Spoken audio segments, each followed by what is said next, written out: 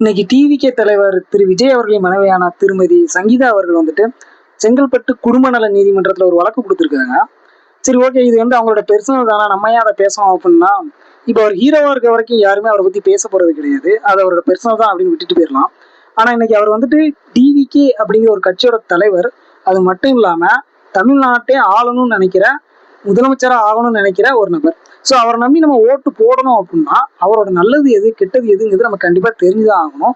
அதனால இதை பத்தி நம்ம பேசிதான் ஆகணும். சரி, ஓகே, அந்த கம்ப்ளைண்ட்ல என்ன இருக்கு அப்படின்னா, திருமதி சங்கீதா அவர்கள் என்ன சொல்லியிருக்காங்க அப்படின்னா, தன்னோட கணவரான திரு விஜய் அவர்கள் வந்துட்டு ஒரு குறிப்பிட்ட ஒரு நபர், ஒரு நடிகை, அவர் வந்து பேரை வந்து எங்கேயுமே மென்ஷன் பண்ணனாங்க. அந்த நடிகையோட திருமணம் கடந்த உறவுல 5 வருஷத்துக்கு மேல இருக்கிறதா அவங்க சொல்லியிருக்காங்க. அதாவது அவங்க என்ன சொல்றாங்கன்னா, எனக்கு 5 வருஷமா தெரியும், ஆனா அதுக்கு முன்னாடியே அவங்க அப்படி இருக்காங்க, அந்த உறவுல இருக்காங்கங்கிறத அவங்க கண்டுபிடிச்சதா லேட்டரா சொல்றாங்க. அது மட்டும் இல்லாம இந்த இடைப்பட்ட அந்த 5 வருஷத்துக்குள்ளே நான் நிறைய வாட்டி பேசி பார்த்துட்டேன். அவர் வந்துட்டு நான் சரி சரின்னு சொல்றாரே தவிர அந்த உறவை முடிச்சுக்கிற மாதிரி அவர் இல்லை. அதனாலதான் 5 வருஷம் கழிச்சு இப்போ நான் நீதிமன்றத்தை நாடி இருக்கேன் அப்படிங்கிற மாதிரி சொல்லியிருக்காங்க. அது மட்டும் இல்லை, இவங்க இதை பத்தி பேச ஆரம்பிச்சதுக்கு அப்புறம் அவங்க வந்துட்டு பொருளாதார ரீதியாகவும் கட்டுப்படுத்தப்பட்டிருக்காங்க அப்படிங்கிறதையுமே அவங்க தெளிவா சொல்லியிருக்காங்க.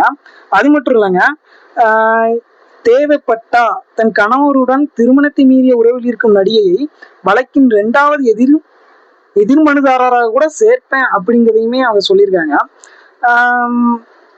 சரி, ஓகே, இப்போ வந்துட்டு இதை பத்தி மக்கள் என்ன பேசிட்டு இருக்காங்க அப்படின்னு பார்த்தோம் அப்படின்னா, சிலர் என்ன சொல்றாங்கன்னா, திரு நயினார் நாகேந்திரன், அதாவது பிஜேபியோட மாநில தலைவரான திரு நயினார் நாகேந்திரன் அவர்கள் ஆல்ரெடி முன்னாடியே ஒரு டாக் விட்டாரு.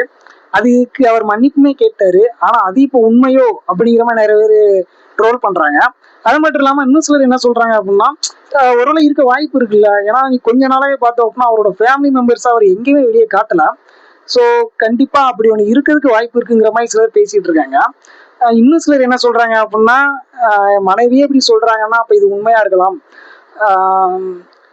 இதனால வந்துட்டு டிவிக்கு தொண்டர்களே ரொம்ப மனசோர்வு அடைவாங்க, அவரை பிடிக்காம கூட போகலாம் அப்படிங்கிற மாதிரியெல்லாம் சில டாக் போயிட்டு இருக்கு. இன்னும் சிலர் என்ன சொல்றாங்க அப்படின்னா, இது வந்துட்டு அவங்க மனைவி பண்ணியிருக்க மாட்டாங்க, சில கட்சிகளோட தூண்டுதலின் காரணமாக இதை பண்ணியிருப்பாங்க அப்படிங்கிற மாதிரி சிலர் சொல்லிட்டு இருக்காங்க. ஆனா இதுல என்ன நம்ம பார்க்க வேண்டியதுன்னா, இப்போ வரைக்கும் டிவிகே தலைவரான திரு விஜய் அவர்கள்ட்ட இருந்து என்ன ஒரு ரீப்ளைமே வரல. அவங்க வாயை திறந்து ஏதாவது சொன்னா மட்டும்தான் அடுத்து என்னங்கிறது நமக்கு தெரிய வரும். சரி, ஓகே, இது வந்து அரசியல் ரீதியா எப்படி பாதிக்கும் அப்படின்னு பார்த்தோம் அப்படின்னா, பொதுவாகவே பார்த்தீங்க அப்படின்னா ஒரு கட்சி இருக்கு அப்படின்னா அந்த கட்சிக்கான ஓட்டு சதவீதம் அது ஏதோ ஒரு இதனால, இப்போ தமிழ்நாட்டை பொறுத்த வரைக்கும் நம்ம அது தப்பு தான், இருந்தாலும் அதை பண்ணிட்டு தானே இருக்காங்க. ஜாதியை வச்சோ மதத்தை வச்சோ சம்திங் ஏதோ ஒன்று வச்சு அவங்க ஒரு ஓட் பேங்க்னு ஒன்று வச்சிருப்பாங்க. எப்பவுமே அது மாறவே மாறாது. சில கட்சிகளுக்கு இப்படித்தான் அப்படின்னு இருக்கும். அந்த பெர்சன்டேஜ் எப்பவுமே மாறாது. ஆனா அவங்க ஜெயிக்கிறது அந்த பெர்சன்டேஜ் வச்சு மட்டும் கிடையவே கிடையாது. காமன் பீப்புள், அந்த காமன் பீப்புள் தான் அங்கே மெஜாரிட்டி. அந்த மெஜாரிட்டியான பீப்புள் யாருக்கு ஓட்டு போடுறாங்களோ அவங்க தான் அங்கே ஜெயிப்பாங்க. அது ஒவ்வொரு வாட்டியுமே மாறிக்கிட்டே தான் இருக்கும். எலெக்ஷன் டைம்லயே நிறைய விஷயங்கள் இந்த மாதிரி மாறி இருக்கு. ஸோ அந்த மாதிரி வாக்குகள் இங்க இவருக்கு பாதிக்குமா?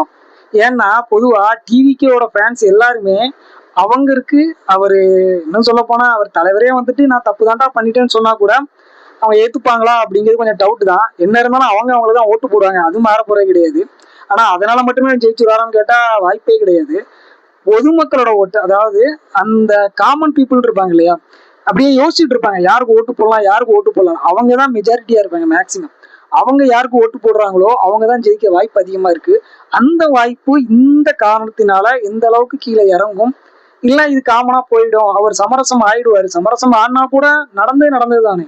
ஸோ அடுத்து என்ன நடக்குங்கிறத நம்ம பொறுத்திருந்து பார்ப்போம்.